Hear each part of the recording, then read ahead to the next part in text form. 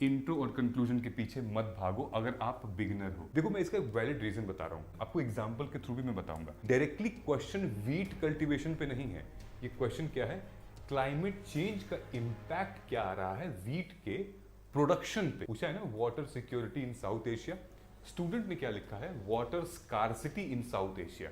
जब भी कोई इशू, इंपैक्ट या रीजन पूछे तो हम लोग उसको मल्टी डायमेंशनल पूछ सकते हैं। जैसे ये पूछा है ना, एसेस द इम्पैक्ट, तो इसका इम्पैक्ट क्या था, अब पॉलिटिकल इम्पैक्ट क्या रहा, इकोनॉमिकल इम्पैक्ट, सोशल इम्पैक्ट। 5 तरीके के इंट्रोडक्शन मेंशन किए हमने। हमारा है कॉन्टेक्ट बेस्ड, उसके बाद है इशू बेस्ड, फिर क्या है, फिर रिपोर्ट और डेटा बेस्ड, फिर है केस स्टडी बेस्ड। ये है हर्ष लोधा, AIR 261 2025 में है। ये हर्ष की कॉपी है। यू सी द पार्ट कितना है, ये कितना पार्ट है आंसर का, ये कितना पार्ट है आंसर का, but the major part is where, is here. So your time should dedicate here. समझ में आ रहा है, क्वेश्चन को समझने में, डिमांड को एड्रेस करने में, स्ट्रक्चर को बनाने में और कंटेंट को एग्जाम्पल के साथ यहाँ पे मेंशन करने में। पता मुझे सब कुछ है लेकिन मैं लिख नहीं पा रही हूँ। अगर आपको आंसर राइटिंग का ए भी नहीं आता है तो मैं आपसे ये रिक्वेस्ट करता हूँ, इस वीडियो को पूरा देखिएगा। आपको इतनी क्लैरिटी हो जाएगी कि जिस सब्जेक्ट को आपने कवर कर रखा है तुरंत जाके आप उसका एक आंसर लिखोगे। ऑलराइट, इस वीडियो में काफ़ी केस स्टडीज़ हैं। इस वीडियो में टॉपर्स की कॉपी की एनालिसिस है, हमारे स्टूडेंट्स की कॉपी की एनालिसिस है, तो थोड़ा टाइम लग जाएगा। इतना पेशेंस आपको रखना पड़ेगा। नीचे टाइम स्टैंपिंग मैंने दे दी है, मेक श्योर कि उसको आप फॉलो करिएगा और आगे बढ़िएगा। Alright, each and every step is very very important. Alright, I know कि आपने इस वीडियो को क्लिक किया है तो कहीं ना कहीं एक मन में है कि यार किस तरीके से, वो ट्रिक क्या है, वो टेक्निक क्या है आंसर राइटिंग की। Alright, let us get started. So ये कुछ हमारे स्टूडेंट्स की आंसर्स हैं और ये बहुत बिगिनर हैं। ठीक, दिखने में लग रहा है ना बिल्कुल बिगिनर, कहीं मतलब इंट्रो बॉडी कंक्लूजन का कुछ अता पता नहीं है, लेकिन ये बिगिनर हैं। बट यही स्टूडेंट्स आगे चल के बहुत ही अच्छा आंसर लिखे हैं। पहला आंसर बेकार होगा, वर्स्ट होगा। ठीक है, मैं तो आपको पहला आंसर अपना दिखा भी नहीं सकता।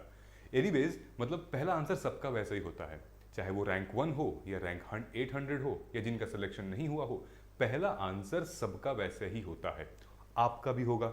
ऑलराइट, मेरे बैच में आंसर राइटिंग वाले जितने भी स्टूडेंट्स हैं वो पहला आंसर लिख तो लेते हैं लेकिन ग्रुप में शेयर नहीं करते हैं, वो मेरे साथ 1-to-1 में शेयर करते हैं, तो वो रहता है। ठीक है, अब देखो टेलीग्राम पे हमने ये पूछा था कि आंसर राइटिंग में क्या प्रॉब्लम आ रही है, तो कितने स्टूडेंट्स ने क्या क्या बोला था कि डिमांड को समझने में प्रॉब्लम आ रही है, कंसोलिडेशन कैसे करेंगे, फिर उसके बाद कि आता तो है लेकिन वर्ड्स में कैसे पुट करें, रखें कैसे उसको, ये है।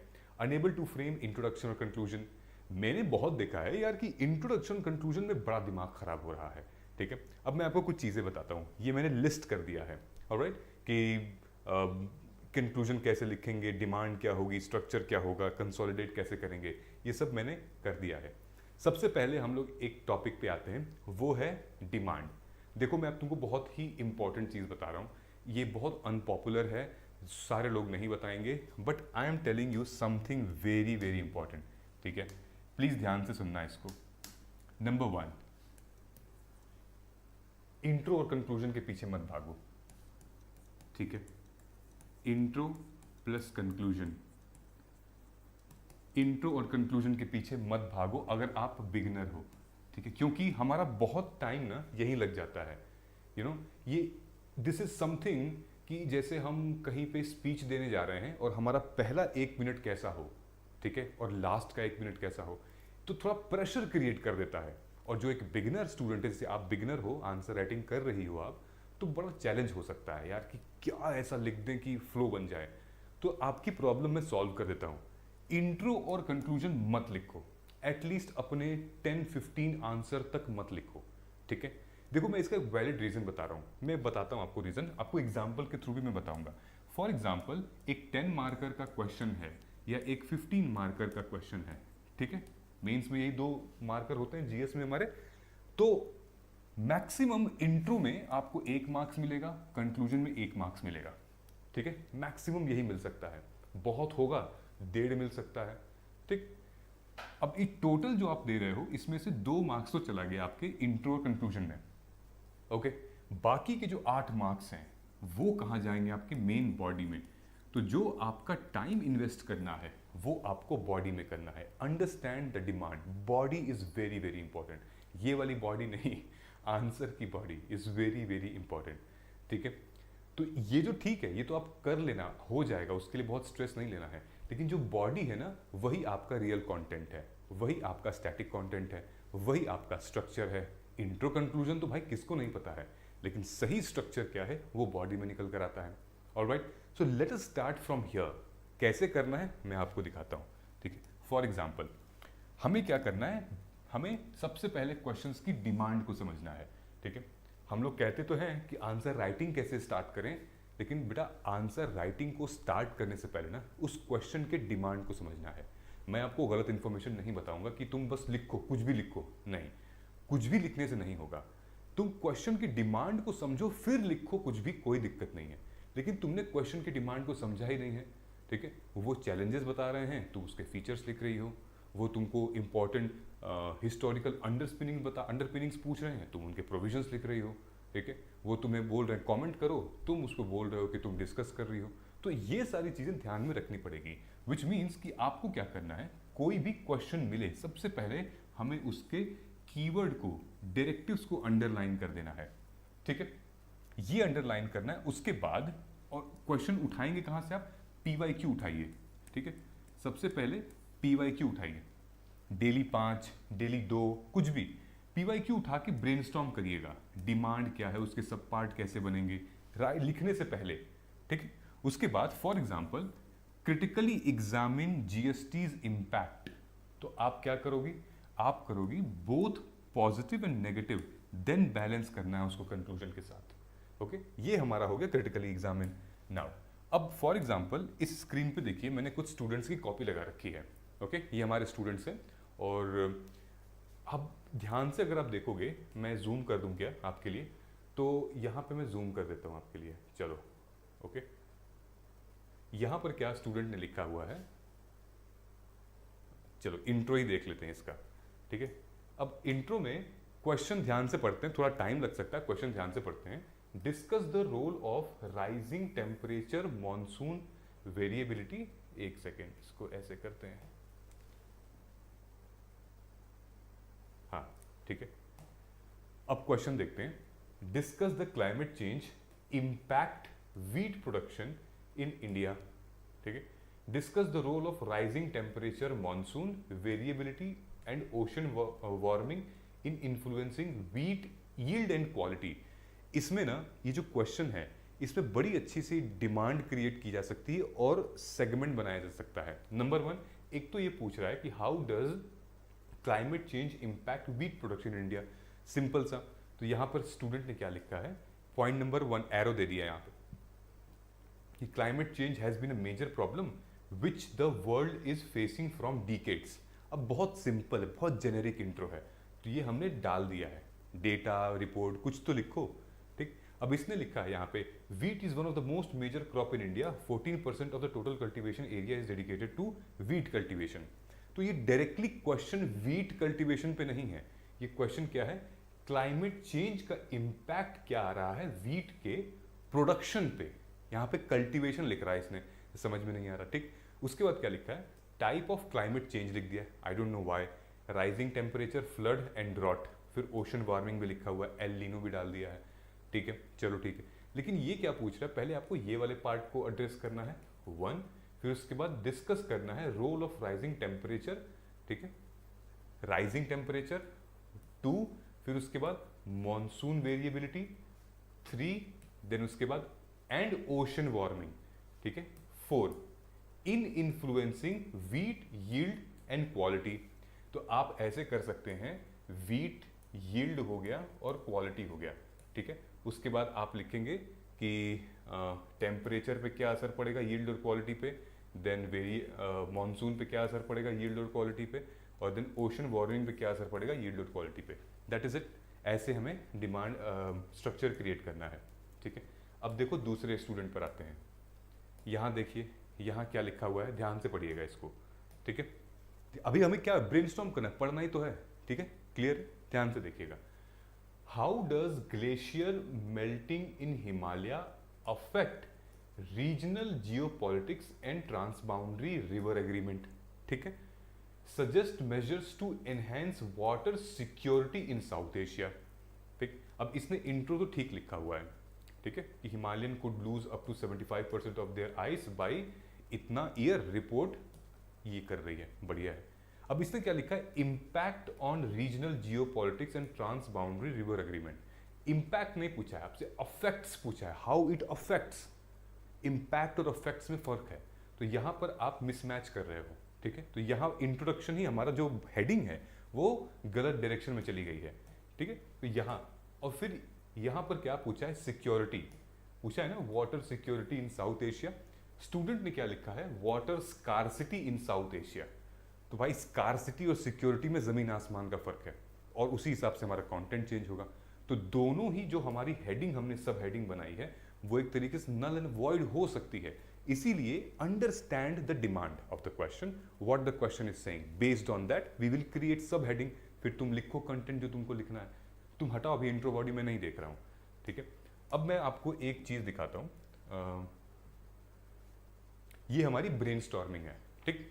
क्वेश्चन को लो और ब्रेनस्टॉर्मिंग करो, think twice thrice. For example, क्यों थिंक करना है, स्ट्रक्चर निकालने में। अब जैसे think in dimensions, okay. Number 1, let's see, ये हमारे पास क्वेश्चन है, ठीक। ये क्वेश्चन आ गया भाई, मेंस का है 2025 का, ठीक है। ये क्वेश्चन मेंस का 2025 का है। नाउ अब क्या इसमें क्वेश्चन है, पढ़िएगा। कमेंट, मैं इसको हाईलाइट कर दूं, comment the need of administrative tribunals, ठीक है। मेरे साथ साथ तुम इसका स्ट्रक्चर बनाओ। Comment the need of administrative tribunal as compare to the court system, ठीक है। तो कोर्ट सिस्टम में जो भी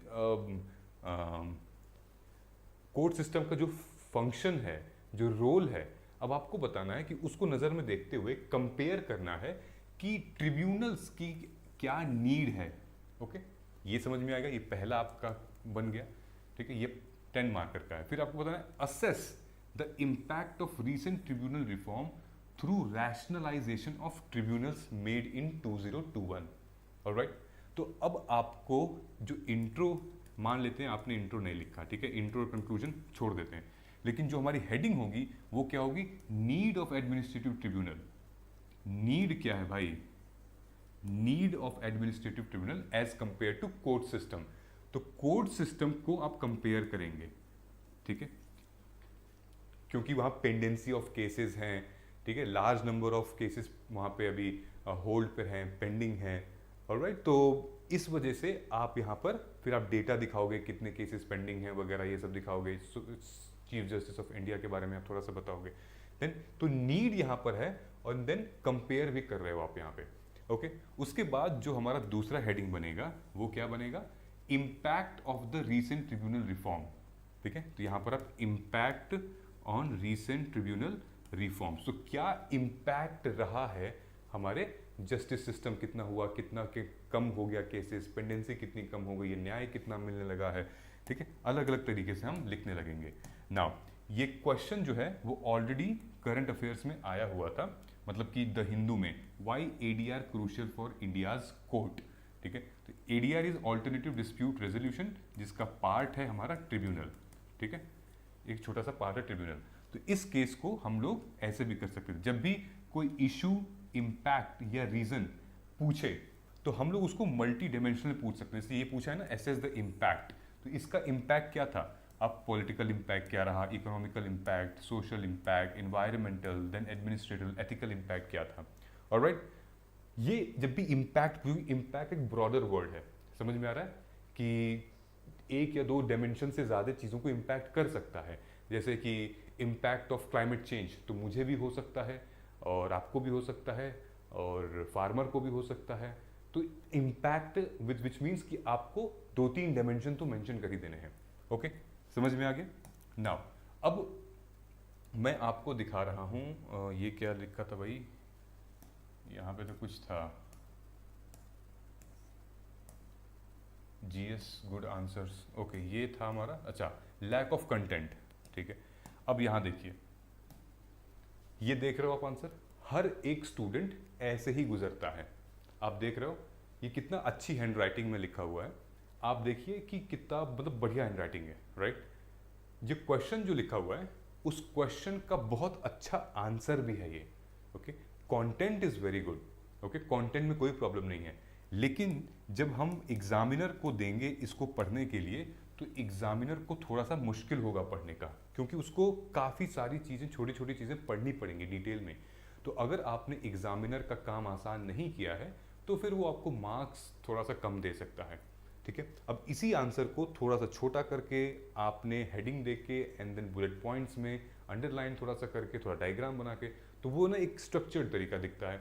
हालांकि कंटेंट एक नंबर का है इसमें, ठीक है। जो स्टूडेंट है उन्होंने क्वेश्चन लिखा है, discuss the erosional and dispositional land formed by the river during the 3 stage of development with suitable Indian examples, ठीक है। तो लैंड फॉर्म्स कैसे होते हैं, जैसे जब इरोजनल और डिस्पोजिशन होता रहता है। तो 3 स्टेज क्या है, ओके। एक यूथफुल स्टेज है, फिर उसके बाद हमारा मैच्योर स्टेज है, ठीक है, फिर उसके बाद हमारा ओल्ड स्टेज है। तो यूथफुल स्टेज में 1 2 3 इन्होंने सब पार्ट्स लिए हैं।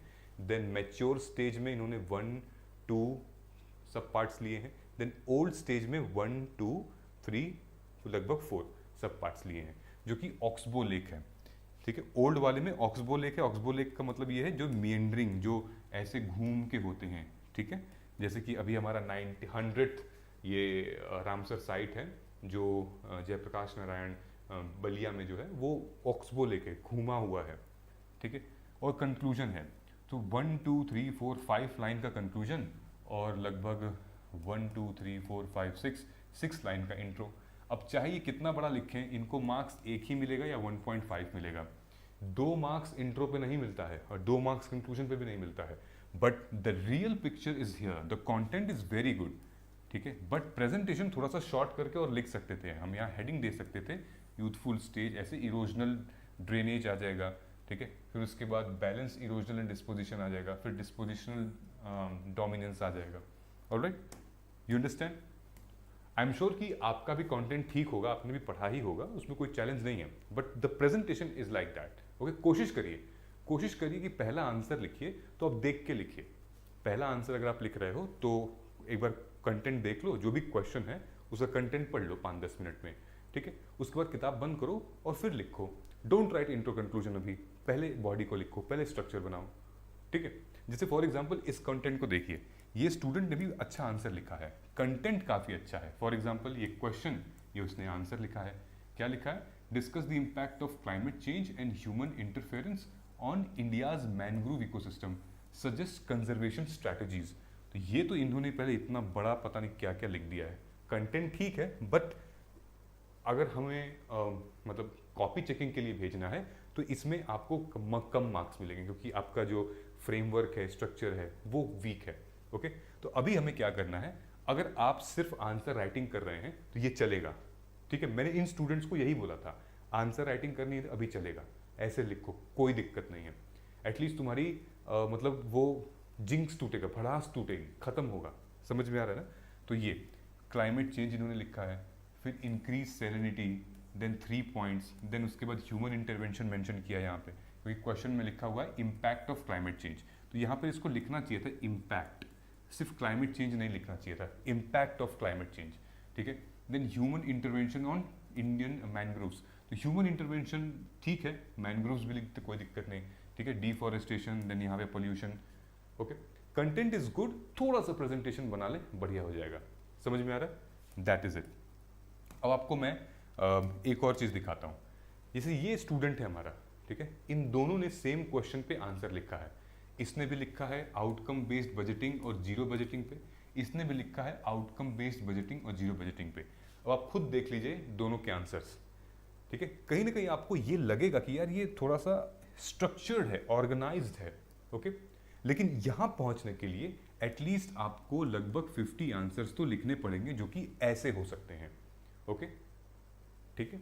और ज़रूरी नहीं कि आपका पहला, दूसरा, तीसरा आंसर आप दे दें किसी इवैल्यूएटर को इवैल्यूएट करने के लिए, नहीं, ठीक है।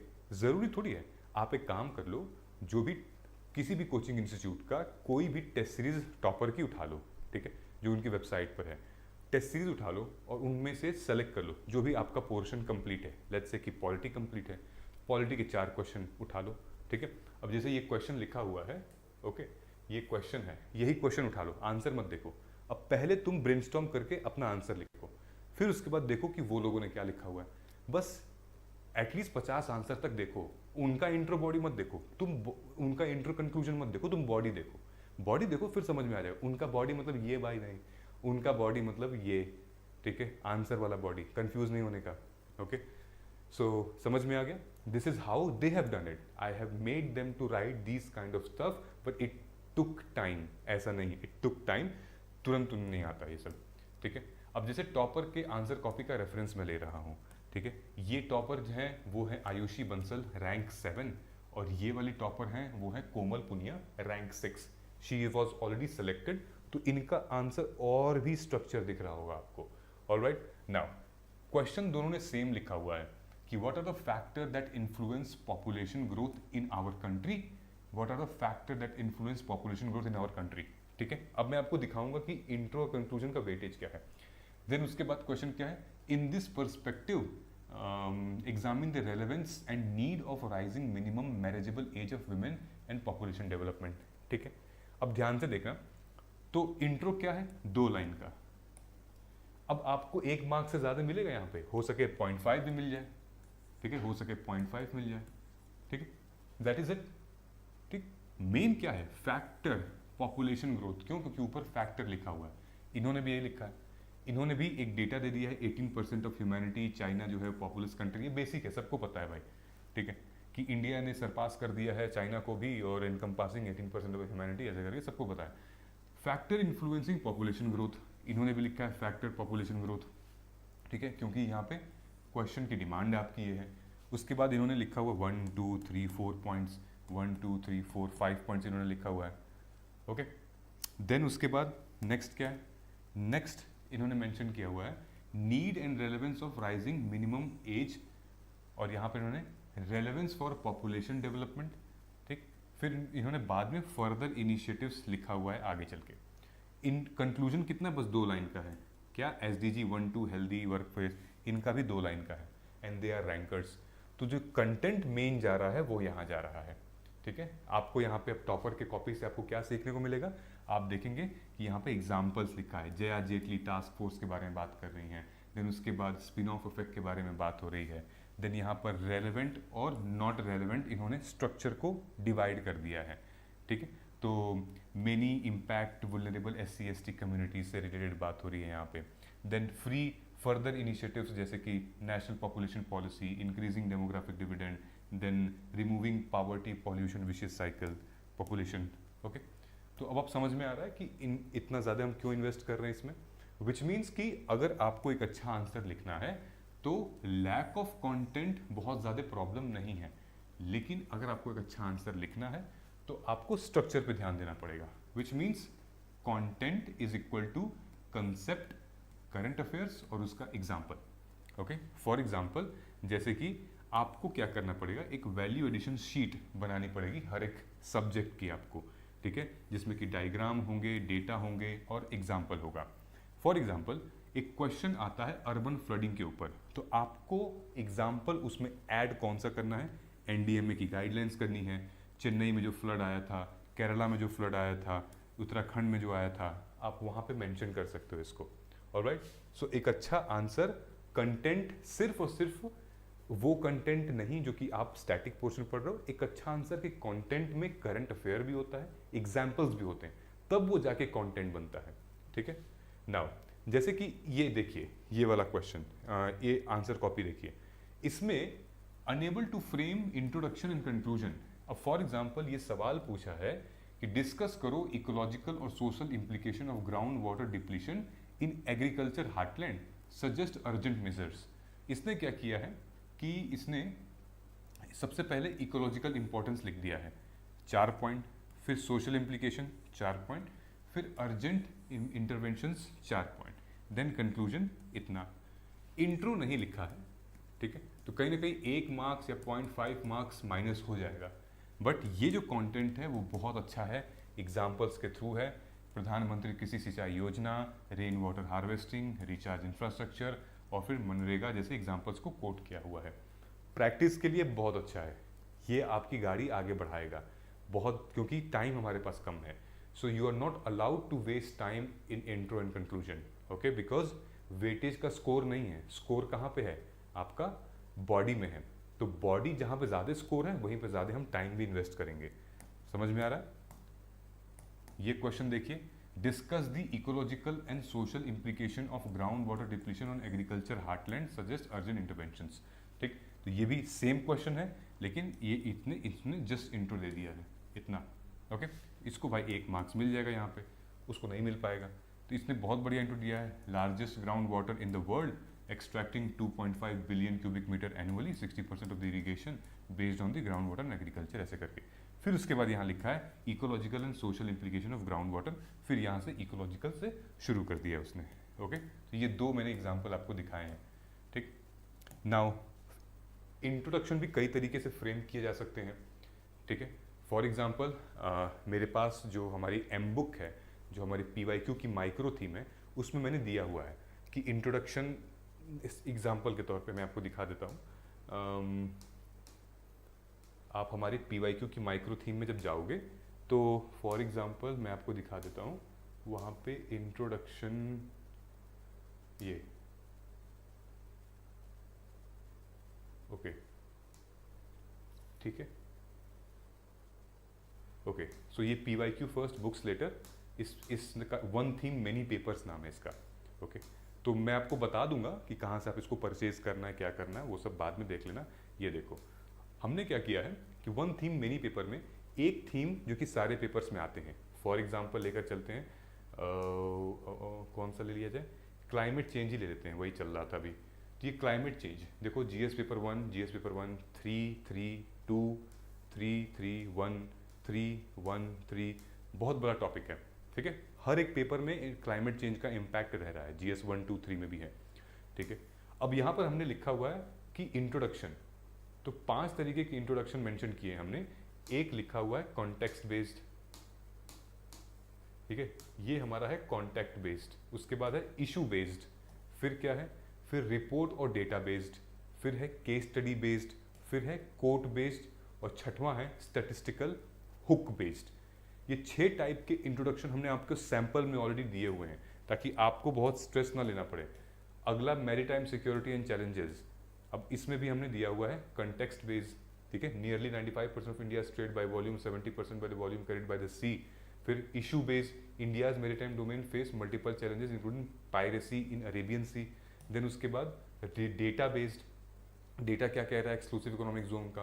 Case study based, 2008 Mumbai terror attack हुआ, expose severe lapse in India's coastal surveillance system. ये सब क्या है, ये सब हमारे रियल टाइम पे एग्जाम्पल्स हैं, तो इनको भी यूज कर लो आप। इंट्रो 4-5 इंट्रो निकाल के सैंपल फिक्स कर लो, इतना ज़्यादा लोड नहीं रहेगा। ये दिया हुआ है हमारे में, ठीक है। For example financial inclusion and credit penetration, okay, बहुत ब्रॉड टॉपिक है, GS पेपर 2 और 1 में ब्लेंड होता है, तो इसमें भी हमने दिया हुआ है quote based, statistical based, alright. So यहाँ से आप ले सकते हो। फिर हमारा ये UPSC का हैंडबुक है। इस हैंडबुक में क्या पता चलेगा आपको, 2 चीज़ें हैं इस हैंडबुक में। एक तो स्टैटिस्टिकल एनालिसिस पता चलेगी, कितना क्वेश्चन कहाँ से आया। दूसरा माइक्रो थीम एनालिसिस, कौन कौन से टॉपिक से कैसे कैसे क्वेश्चंस किस किस माइक्रो थीम पे आया है, ओके। सो फॉर एग्जांपल यहाँ देखेंगे हम, इधर आते हैं, ठीक है, मैं आपको लेकर चलता हूँ, चलिए ज्योग्राफी में, ठीक है, आज ज्योग्राफी की ही बात हो रही है पूरी, ठीक है। तो for example salient features of world physical geography, अब देखिए क्लाइमेटोलॉजी से कितने क्वेश्चंस आए इस साल, वेटेज क्या था। सेम क्रायोस्फीयर हिमालयन इकोसिस्टम से कैसे क्वेश्चंस आए हैं। जियोमॉर्फोलॉजी से थीम है, माइक्रो थीम है, ईयर है, इसका वेटेज क्या है। ये टॉपिक्स ऑलरेडी दिए हुए हैं हमारे PYQ की माइक्रो थीम में, ठीक है, आप इसको परचेज कर सकते हैं जाके। एनीवेज, तो हम लोग का टास्क कब यहाँ पर शुरू हो रहा है, ये समझ में आ रहा है। अब जैसे इन 3 स्टूडेंट्स ने लिखा है, ध्यान से देखिएगा, इन 3 स्टूडेंट्स ने एक ही क्वेश्चन को आंसर लिखा हुआ है, ठीक है। एक लिखा है, क्वेश्चन में पढ़ देता हूँ, डिस्कस द इम्प्लीकेशन ऑफ, यहाँ पे आ जाओ भाई, discuss the implication of demographic dividend turning into demographic burden in the context of jobless growth, ठीक है। अब तीनों का आंसर काफ़ी अच्छा है, ठीक है। तीनों को, एक को 4.5 मिला है, एक को 4.5 और एक को 4 मिला है। इंट्रोडक्शन काफ़ी अच्छा है। देन उसके बाद इसने ग्राफ भी बनाया है, डेटा भी डाला हुआ है। देन उसके बाद इसने भी अच्छा खासा लंबा इंट्रो दिया है, रिक्वायर्ड नहीं था। Implications of demographic dividend, then again इसने भी बनाया है इम्प्लीकेशन ऑफ डेमोग्राफिक डिविडेंड। तो इनकी ट्रेनिंग हो चुकी है, ठीक है, इनकी ट्रेनिंग हो चुकी थी। तो इन्होंने अब ऐसा करना शुरू किया था, धीरे धीरे करके, और आंसर लिख रहे थे जो कि कंटेंट में करंट अफेयर और एग्जाम्पल को कोट कर रहे थे, ठीक है। Not worrying too much about their intro and conclusion. मैं फिर से कह रहा हूँ कि इंपॉर्टेंट है, लेकिन जो वैल्यू है आपके स्कोर की, वो वैल्यू स्कोर के हिसाब से टाइम वहाँ मांग रहा है आपका। ओके, सो अगर 7.5 मिनट में आपको 10 मार्कर लिखना है, you should invest 5 minutes in the body, ठीक है, ना कि 5 मिनट सोचते रहे इंट्रो कंक्लूजन क्या लिखें। Okay, so these are the examples, ठीक है। आप वीडियो पॉज करके इसको देख भी सकते हो, आप इसको पढ़ सकते हो आप, ठीक है। मैं स्क्रीन पे हट जाता हूँ, वीडियो पॉज करके जूम करके इनको अच्छे से पढ़ सकते हो आप, डिटेल में इन्होंने क्या लिखा है। सेम क्वेश्चन पे तीनों ने आंसर लिखा है, ठीक है। So if you are unable to frame any introduction, तो मैंने आपको वो दिया था, ठीक है, जो मैंने आपको दिखाया है अपना, वो आप यूज कर सकते हो। Definition based, context based and then issue based, ये सारे डेफिनेशन निकाल सकते हो।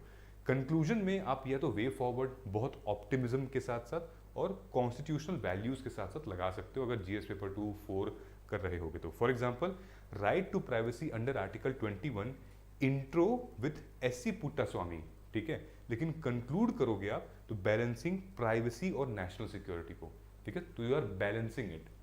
ये है हर्ष सोधा, AIR 261 2025 में रिसेंटली। सो ये मैंने इनको इनवाइट किया था, ठीक है, ये आए हमारे प्लेटफॉर्म पे, इन्होंने आंसर राइटिंग के ऊपर माइक्रो थीम को कैसे यूज़ किया ये सब बताए थे ये, ठीक है। तो फिर इनकी कॉपीज़ निकाली, इनकी कॉपीज़ में ये इन्होंने स्कोर किया हुआ था, ये एथिक्स की कॉपी है। फिर इन्होंने कुछ इंपॉर्टेंट चीज़ें हाईलाइट की, फिर इन्होंने अपनी आंसर कॉपी भी शेयर की, ठीक है। तो इनकी वीडियो पड़ी हुई है हमारे चैनल पे, आप जाके कंप्लीट देख सकते हैं। ओके, इन्होंने भी इस साल प्री दिया था आपके साथ, and then he is writing mains this year 2026 में। नाउ क्वेश्चन देखिएगा, ठीक है, ये हर्ष की कॉपी है। Discuss the localisation factor for the textile industry in India, examine its economic significances. Okay, एक तो डिस्कस करना है factors for the textile industry in India, localisation of factors of textile industry in India. दूसरा में क्या है, examine करना इसकी इकोनॉमिक सिग्निफिकेंसेस। तो क्या है, textile industry in India is the second largest, highlighting the significance for India. ये इकोनॉमिक सर्वे बताता है 2023 का। अब इसके लिए आपको कितना मेहनत करनी पड़ेगी, है ना, बहुत ज़्यादा तो मेहनत करनी नहीं है। मेहनत कहाँ करनी है यहाँ पे, localisation factor for textile industry. अब इन्होंने पूरा मैप बना दिया है कि भाई दिल्ली में, उत्तर प्रदेश में क्या था, वेस्ट बंगाल में, कर्नाटका में, and then Gujarat and Maharashtra में, ठीक है। ये बहुत ही अच्छा रिप्रेजेंटेशन है, ऐसे बना दिया। देन उसके बाद economic significance of textile industry, क्या क्या बूस्ट हुआ क्या नहीं हुआ, जैसे एम्प्लॉयमेंट, जीडीपी, एक्सपोर्ट, एमएसएमई, ये सारी चीज़ें। अब यहाँ पे डिस्कस बोला हुआ था और यहाँ पे एग्जामिन बोला हुआ है, तो आपको चैलेंजेस भी बताने पड़ेंगे। एंड देन ये देखिए, यू सी द पार्ट कितना है, ये कितना पार्ट है आंसर का, ये कितना पार्ट है आंसर का, but the major part is where, is here. So your time should dedicate here. समझ में आ रहा है, क्वेश्चन को समझने में, डिमांड को एड्रेस करने में, स्ट्रक्चर को बनाने में और कंटेंट को एग्जाम्पल के साथ यहाँ पे मेंशन करने में। ओके, यहाँ पर आपको मतलब प्रैक्टिस करने से आ जाएगा, प्रैक्टिस करने से वो इंट्रो भी बन जाएगा, ठीक है। तो invest your time here. Alright, now क्या लिखा हुआ है भाई, not knowing which examples to use, so which means create theme wise example sheet, ठीक है। अगर आपको लगता है कि कौन सा एग्जाम्पल कहाँ यूज करें, तो प्लीज आप theme wise example sheet create कर लीजिए।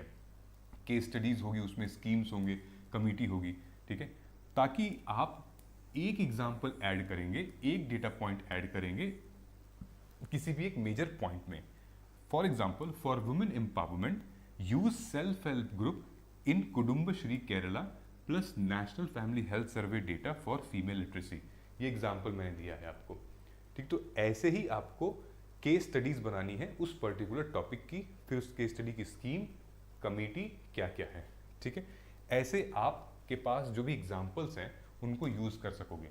Now knowing content but failing to express, पता मुझे सब कुछ है लेकिन मैं लिख नहीं पा रही हूँ या पा रहा हूँ, विच मीन्स कि हमें करना क्या पड़ेगा, difficulty in converting thoughts into structured words, है ना, यही हो रहा है आपके साथ। देखिए सोल्यूशन इसका क्या है, लिखिए जो मैंने बताया ना स्टेज 2 में, जो स्टेप 2 था हमारा ब्रेनस्टॉर्मिंग का, ठीक है, यही अल्टीमेट टेक्निक है, उसको यूज़ करिए। जितना आप ज़्यादा ब्रेनस्टॉर्मिंग करेंगे, जितना ज़्यादा आप लिखेंगे, ओपन बुक ही कर लीजिए, कोई नहीं, कोई दिक्कत नहीं, ठीक है।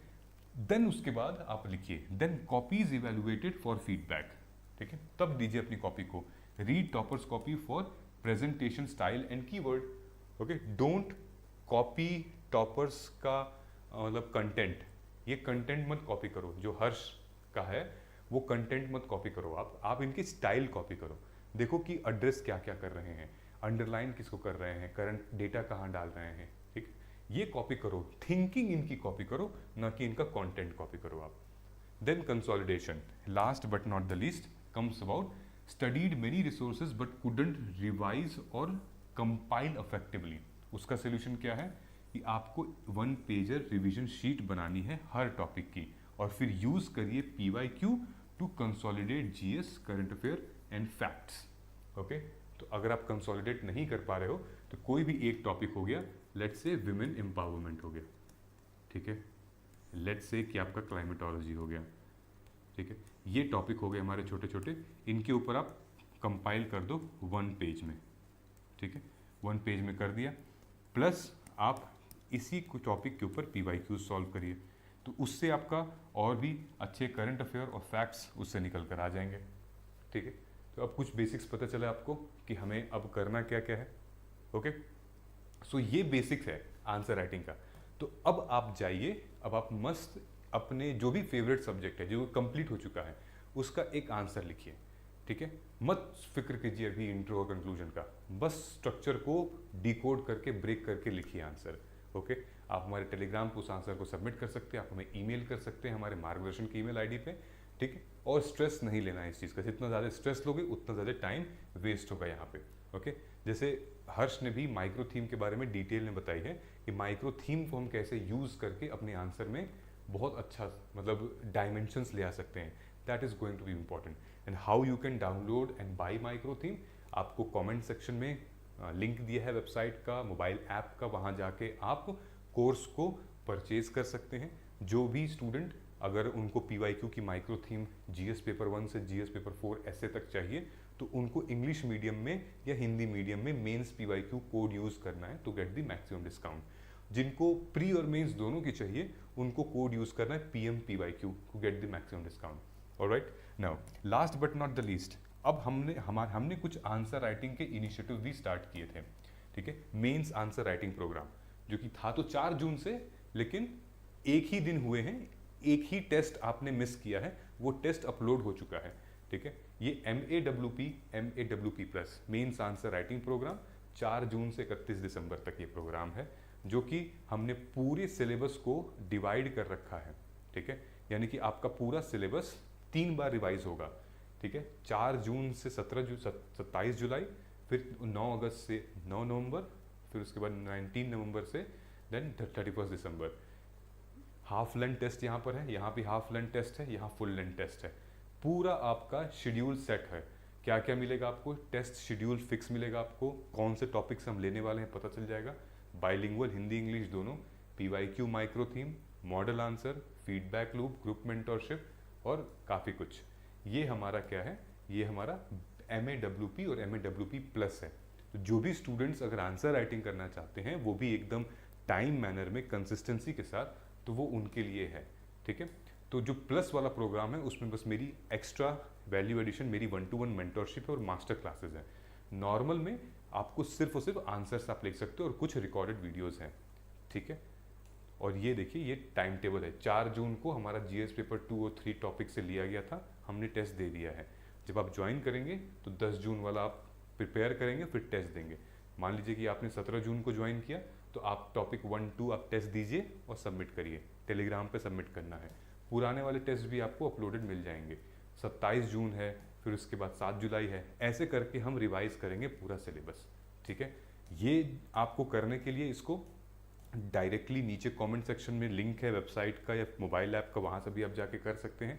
और आप हमारे नीचे जो नंबर दिख रहा है आपको, उसमें आप कॉल भी कर सकते हैं directly. Okay, so in this way we will be able to cover it. ठीक है, ये फीस है इसकी फॉर MAWP 2027। ये देखिएगा 13,000 14,000 फॉर प्लस टिल दिसंबर पूरी answer writing, and then 12,000 for normal. अगर आप इसको लगभग 16 या 18 तारीख से पहले कर लेते हैं तो फिर आपको और मैक्सिमम डिस्काउंट मिल सकता है। आप नीचे व्हाट्सएप पे कमेंट, मतलब व्हाट्सएप पे आप मैसेज भी कर सकते हैं, please share the coupon code, तो हम लोग कूपन कोड शेयर कर देंगे, you will get the maximum discount अगर आपको आंसर राइटिंग स्टार्ट करनी है तो। ठीक है, आई होप की क्लैरिटी आई होगी। Wishing you all the very very best for your upcoming test and upcoming preparation. मिलते हैं अगले वीडियो में। Thank you so much. जय हिंद।